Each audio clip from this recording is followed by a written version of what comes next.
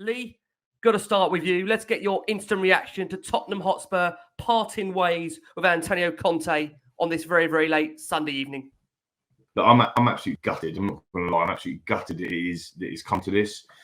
That we are now managerless again after that debacle of 72 days without a manager. And then we better appoint Nuno. And then he lasts, 5 minutes. And then obviously we get Conte. And when this serial winner walked through the door, I thought, here we go.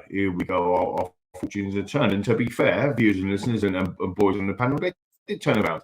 We were finishing 7th, and in the Europa Conference League, the guy came in. He's put his training regimes together. He's galvanised the club and the squad and pushed us to top 4. He got us to top 4 last season, and you're thinking, "Come on, we could go on a run here."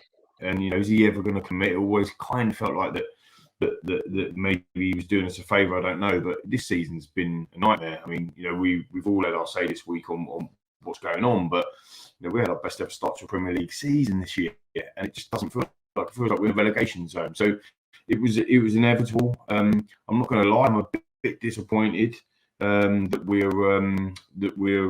got an interim in charge with Stellina Mason. I wanted a manager to come straight in and get to work, but it is what it is, boys. Isn't it? Do you know what I mean? Go on, Macca. I was going to say, can we ask you as the host, right? Because you always ask the questions and we go around. What's your thoughts? Just give us your thoughts. Listen, I've got to say that for me, I've said it before. Antonio Conte, right manager, wrong club, wrong board.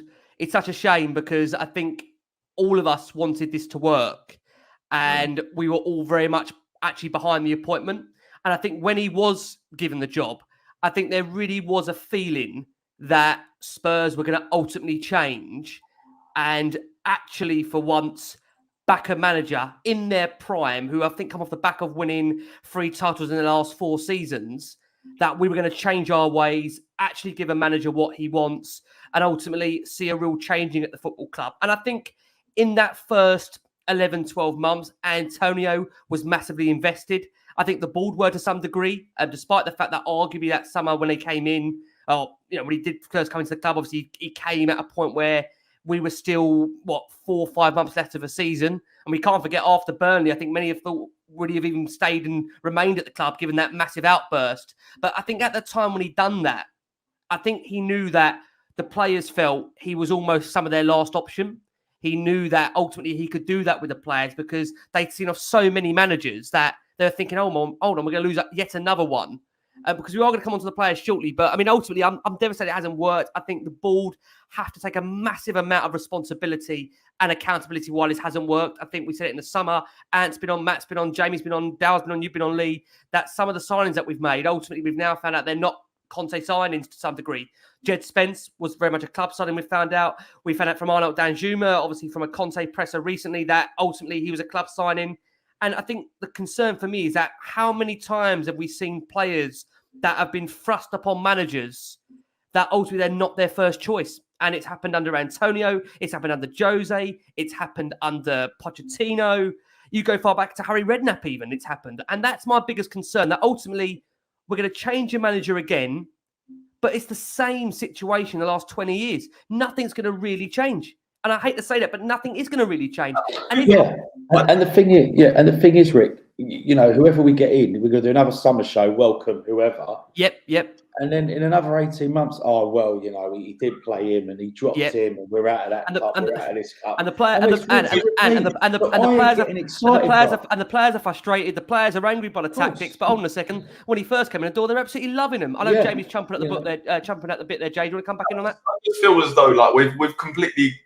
This is what I mean. We feel like we've wasted so much time since Mauricio Pochettino. Because look, I think the way Spurs operate can work. Obviously, we saw under Mauricio Pochettino, yes, we were left short at times, but I feel as though you need to get in a manager who's going to be willing to develop players. We know what the club's all about. Obviously, yes, we have to accept that we are a club that develops develops players and looks to make players into big stars.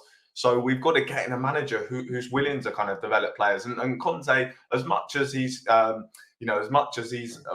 think maybe been let down by some of the players that he's been given, I think he has to take the blame as well for not developing players as well. That's been a real frustration for me. He's not been willing to work with any of these players to make them better players. Jed Spence, he was an exciting. I think we all know when he came in, he was an exciting player, and I would like to have seen a manager there who would have been willing to work with him, make him a better player, and that for me has definitely been a big frustration.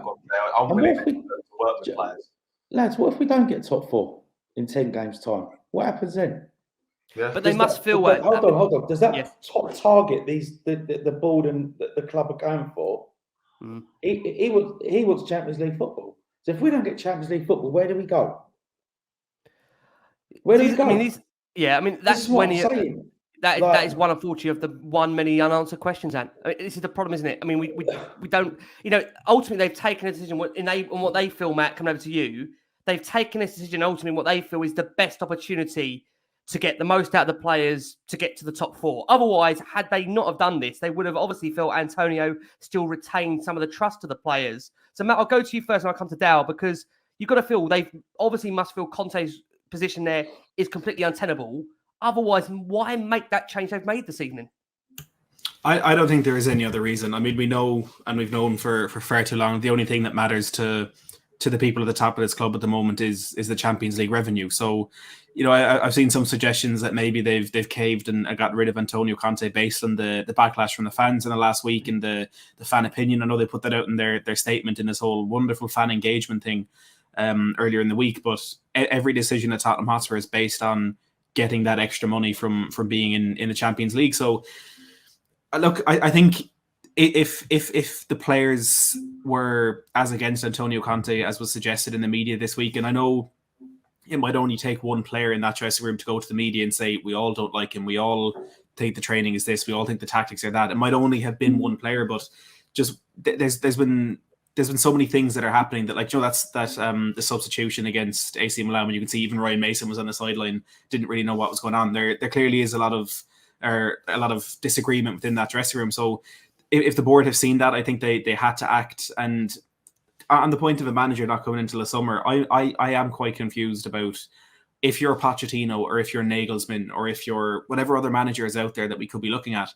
I personally don't understand why waiting till the summer is a better option for you, because you come in now, you get to work with the squad for 9 or 10 games. You get to see who fits your system, because you look at players that have been brought into this team, Richarlison being one of them, who was signed for 60 million. You have some of those midfielders, Rodrigo Bentancur, especially, even Kulusevski, only haven't played in the Premier League under this Antonio Conte system. All these players that he's brought in, we don't know how they're going to be. We might try play a more expansive formation with the midfielders really, really focusing on creativity. That might not work for Rodrigo Bentancur. Now, I think it absolutely will, but just as an example, that might not work for him. Romero might not work as well in a back four. I just don't understand why for them it's better to come in and... Is which? It's risk, isn't it, mate? At the end of the day, 100%. You think about it, right? You're making the decisions at board level. You're weighing it up, and you're going, and I think Cracker said this last time, you're going, can we get top 4? If we play like this, we stay like what we are. All the players are already coached. We keep Stellini in there and Ryan Mason. They've done all right, didn't they? They've done all right in the interim anyway. We beat West Ham, we beat Chelsea, we beat City. Don't worry about the Sheffield United thing or whatever. But let's keep them in here, because actually the long-term view would be bring a manager in now, get them playing, like you just said, the 9 or 10 games, move it out, almost kind of say, do you know what, this season's done, we get wherever we get to. But we're not doing that. We're not going to throw away a top 4 place. Whereas, a couple of seasons ago, they put a rookie in charge of a cup final 6 days before it happened. So again, it's just that whole cycle again. I think everyone's nodding